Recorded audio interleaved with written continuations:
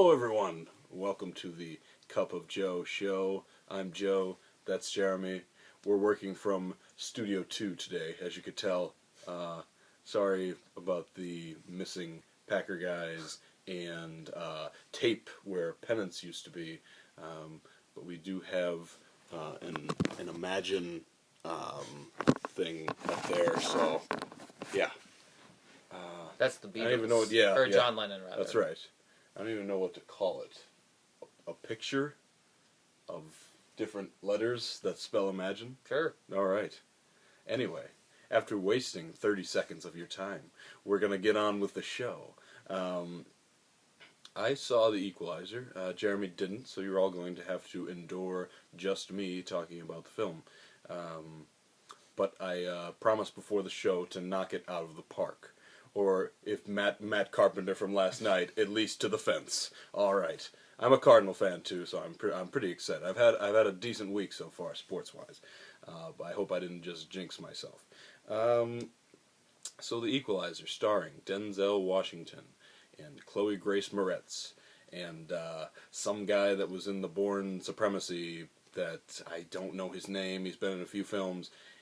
He plays, in The Bourne Supremacy, he plays, like, the last other agent of Treadstone. Operative. Yeah, there you go. Oh, operative. All right. I don't know what this move was. I was supposed to do that. Deuces. Deuces. So, yeah, he plays the last one. He's the guy that Jason Bourne, like, chokes eventually with electrical wiring. But anyway, I want to mention him because he's really good in the movie, but I don't know his name, unfortunately. So, if first of all, I guess if you expect to, I think this was a little bit of a downside of the film. If you expect Chloe Grace Moretz to be in the movie a lot, she's not. She's really not. She's in the beginning. She gets the plot moving, but she's quickly out of the film until the end. On Denzel Washington, he's Denzel Washington. If you've seen Man on Fire, you'll probably enjoy this film. It was kind of stylish at times, kind of over the top slow motion scenes. Of course, there's an explosion where Denzel slowly walks away from. There's that cliche, but and at the end, there's this very stylish slow motion shot, which is actually pretty cool. It's ridiculous, but like it's pretty cool. So it was the director of Training Day, so they teamed up again, Denzel and what's his name? It's something like Antoine Fuqua. Fuqua, yes, exactly.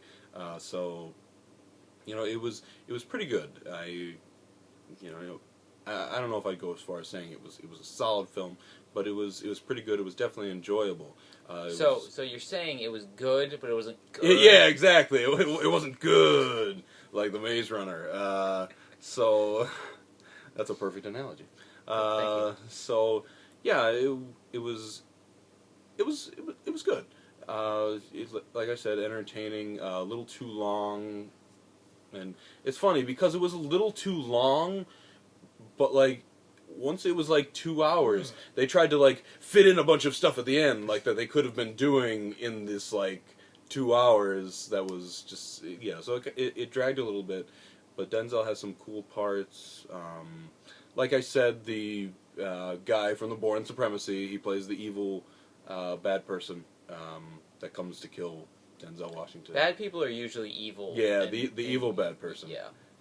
But it makes them worse if they're the evil bad person. Jeez. So, hey, maybe you should have seen the film and then you could have added something. Hey, you're the one that's like, people are going to have to endure me, so I'm just trying to interject a few things. All right, I understand. So, yeah, there's actually this one scene between the evil bad guy and Denzel Washington where they have a back and forth. They kind of talk in a restaurant before everything goes down, and it's a really cool scene, probably the best scene in the movie. So I mean, it has really good parts, but again, it drags, and it's not one of Denzel's best, but it's definitely entertaining. So, there's the equalizer for you. You know, I think I may have hit a single. I don't know if I really knocked that one out of the park. Or it might have been a dribbler to the shortstop. But at least I made contact. That's got to mean something. I'd say it was par. But par, So okay. to switch sports and All right, analogies, it was a par. It was par. All right, that's fair. Shall we move on to segment 2? Sorry, now we're going to move on to the box office with Jeremy Evans. I just assume everybody knows by show 51. Yeah, like, I would the think process. so. I would think so. But, you know. Anyway, okay, so last weekend we'll start with number 5, which was actually Dolphin Tale 2 for the second weekend in a row. That was down 46% to 4.8 million, 33.6 million total. Pretty much the same story as every week, lagging behind the original Why Was It Made. Let's move on. Let's move on. Fourth was This Is Where I Leave You. That was down 40% to 6.9, has a total of 22.4, which again is the same story. That's okay. Number 3 was The Box Trolls, and that opened to 17.3 million. For the genre and for the studio, that's actually a pretty good result. That's above both Paranorman and Coraline. So, it's barely above Coraline, but it is. So, good for it, I guess. We'll have to see if it has legs, because Coraline had really good legs. So, I don't think the Box Trolls will quite match that, but it's still a pretty solid opening for, what a niche. Or is it? It's niche, right? Niche. Yeah. Niche. Anyway, it's not bad. Okay, number 2, that was The Maze Runner. The Maze Runner fell 46% to 17.4 million, and has a total of just under 58. For the young adult genre, that's actually a pretty good hold. Anytime you can drop under 50%, that's definitely a good sign. In fairness, The Maze Runner didn't open, as high as, some other young adult movies, so I guess a smaller drop should be expected, but if it had fallen like 55 to 60%, that definitely would have been cause for concern. But 46% is pretty solid. It gives The Maze Runner a slight chance at 100 million. I think it'll end up closer to 90, but it's got a shot. And number 1, we have The Equalizer. That opened to 34.1 million. That is one of the best openings that Denzel Washington has ever had, second to only American Gangster and Safe House. So there you go. He's almost 60 years old and still pulling off the action star thing. So, I think it was basically the kind of movie that people wanted to see him in, doing his thing. And, especially for September, it's a very solid opening. It's got, pretty decent shot at 100 million. Although it will face competition from Gone Girl for older audiences, so it remains to be seen. Yeah, and with the Gone Girl, we haven't seen it yet, but there's been nothing but great stuff coming from the Gone Girl camp. Everyone who has seen it has just been like, "Oh my God, Gone Girl," including Hayley Williams. That's true. Who I follow on Twitter. Actually, what she said. Maybe she said "Gone Girl." Oh my God. Mm-hmm. But yeah, so that's gonna be. But we'll get to Gone Girl, but yeah, you're absolutely right. That's going to face direct competition. But this is a solid opening. I mean, you got to be encouraged by making that amount of money. For it, I don't want to say that for a generic Denzel Washington film, but like it's just something that we've kind of seen before. But it's something people still want. So I mean, that's cool. I mean, it's something I want, something I go to enjoy. So good for Denzel. He still has that star power. Because I don't know. I don't think Chloe Grace Moretz pulled in anybody. I think people went because Denzel Washington he was in the it. draw. Yeah. So, but I was disappointed that they didn't use Chloe Grace Moretz more than they actually did. She's a talented young actress, Yeah. but she may need to talk with her agent about some of the roles that she's got. Yeah, that's recently. very true. That's very true. So I mean, as far as everything, I think that's a pretty good hold for the Maze Runner. 46%. It's not. I think it's a pretty good hold. Yeah. Not spectacular. But yeah, everything else that you mentioned, I didn't really care about. So. Neither did I. Yeah.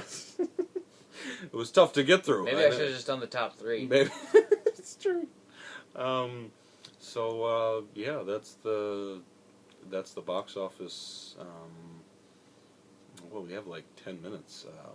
Yeah, we are way ahead. Yeah. So, all right, let's get into the movies that are coming out this weekend, and then maybe we could talk a little bit about box office potential. We're going to get into your expertise. Let's start. Well, don't forget Left Behind. Okay. 'Cause that is a thing. So, let's start with Left Behind. That movie is coming out. Yes. Those are your thoughts. I mean, that's my thoughts. Well, my other thought is that they should. I mean, I don't know if they do. I highly doubt they do, but they should probably use the song "Left Behind" by Slipknot in the movie. I don't know if it fits, but that would encourage me to see it. I'm not really familiar with the lyrics of this song. You look like you're getting ready to sing. We all got left behind. We let it all slip away. Yeah. Suddenly, okay, suddenly I actually forgot the lyrics that I totally know, but like I forgot them. That would but, maybe kind of work. Yeah. Anyway, Left Behind is based on a book series about the Christian idea of the rapture happening, in which good, virtuous people are taken up to heaven, and the heathens are left on Earth. And as you imagine, that results in a bunch of chaos. You know, like if airplane pilots suddenly get taken up to heaven, that plane's going to crash, and lots of other things are going to go wrong. So the story is basically about the people who are left on Earth, and they get a second chance to redeem themselves and try to go to heaven. So it's going to try to tap into that Christian audience who have turned out for some movies this year. It does have Nicolas Cage. Not that he's really much of a draw anymore, but and it hasn't gotten much of a marketing push. I think it's only being released in, I don't know how many theaters, but it's not many. So I don't expect much at all from Left Behind. So it's like Knowing, but in a sense, yeah. But hopefully better. It's probably worse. It has like, it's in the single digits at Rotten Tomatoes. Okay, all right, well, very well. Would you say as they close their eyes, they feel it all slipping away? That's right. Probably. So, we're ready. Are we ready to move on? I say like Do you think that's 3 million. 3 million for Left Behind, starring Nicolas Cage. Yes. 2.9 will be because of him. That's it. So, let's move on to let's get Annabelle out of the way too. Okay. All right. So, this is a film that is a spin-off of The Conjuring. Mm-hmm. Apparently, one of the scariest films of the decade. I mean, I don't know, but I'm afraid of everything. So, oh my God! Jeez! See, that was terrifying. So yeah, it's a spin-off of The Conjuring. I guess the doll Annabelle is in The Conjuring, and she's creepy. And I guess the quick idea. My thoughts is this is probably going to be a terrible, terrible movie. The idea of like a family taking this doll and being like, "Oh, I'm going to put this in my child's room." What? Okay, so anyway, I mean, those are my thoughts. It's probably going to be terrible. People are going to see it though, and it's going to make a decent amount of money, and it'll definitely profit. Those are my thoughts. Mm-hmm. Yeah, largely I agree. I did see The Conjuring. The Conjuring was definitely a good, creepy movie. which was definitely helped out by the presence of Annabelle, who is not like the main villain of the movie. She kind of steals the show in some ways, but she's not, the main evil, which she obviously is in Annabelle. And The Conjuring made an extraordinary amount of money for a horror movie, so you figure a lot of that audience is going to turn out for Annabelle. Plus, the calendar just switched to October, so people are getting ready for Halloween. They want to see a scary movie. And the way things are looking, Annabelle could probably do about 30, maybe 35 million, that range. How much does The Conjuring make in the Like opening? 41, 2, something like that. Yeah, I could see that. I could definitely see it. But it will have much worse legs than The Conjuring. Not even close. That is true. So, finally, what I assume is our most anticipated film of the weekend.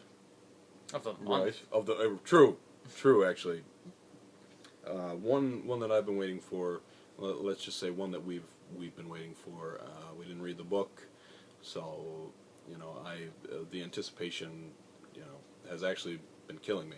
I was actually gonna go run see it last night, but it's like 2.5 hours, and like It's pretty long. I got out of work at like 11, so I wanted to get some semblance of sleep before the show. So hopefully we will see it. Well, no, we'll see it. So it's starring Ben Affleck and that girl. Rosamund Pike. That's it. She's in other things. That for some reason the only one that's in my head is Die Another Day. Sorry, woman. I don't want you to just be attached to that movie. And the only other one I can think of now is Wrath of the Titans. All right, you've been in some bad movies. It's your fault. So, yeah, it's based off the book Gone Girl by, I don't know the author. Somebody wrote it. Somebody wrote it, and apparently it's really good. Yeah. The reviews are very strong. I mean, like I mentioned earlier, it's got a lot of buzz. So it's by director David Fincher, who's made so many good films. It's in different kinds too. This is kind of back to his, I suppose, Sick and Twisted films. I don't know, but he has made the Social Network as well. So he's just really good at everything, and I hope they eventually get to making a second Girl with the Dragon Tattoo, because I thought that the American version of that was fantastic. I don't know if that'll ever happen, but anyway, Gone Girl looks very good. I like that the trailer pretty much tells you nothing. It sets up a basic plot, but it kind of like throws things at you like really quickly. It's actually very similar to the Girl with the Dragon Tattoos trailer, except the Girl with the Dragon Tattoos trailer was like 15 minutes long, but you still had no idea what was going on, and it's very quick, and it just kind of throws a bunch of things at you, and you have no idea what's going on. I'm interested to see how it all ends. It's a very intriguing film, and I'm excited. I agree. An interesting thing about an obviously dark film like this is you really don't know how it's going to end. You could easily imagine either scenario. Nick really did kill his wife, or he didn't. Right. I think either would be a suitable outcome for this. So it's not like it's not like some other movie that you're seeing and you pretty much know how it's going to end. Like, oh, the good guy's going to win or whatever. It's a movie like this is a lot more morally ambiguous, and that adds a lot of depth to things. Mm-hmm. Yeah, exactly. I agree. I think it's going to be, whatever it is, it's just going to be sick. That's my opinion. So don't bring your children. No. If you're thinking about it, you're an idiot. So I think that this, I think that people are really going to enjoy this. As far as box office, I don't think it's going to make more than Annabelle in the first week, but I think it'll catch it eventually. Yeah, it'll beat it altogether, but probably about 30 opening weekends. Absolutely. That's our show. We made it 20 minutes. Have a good week.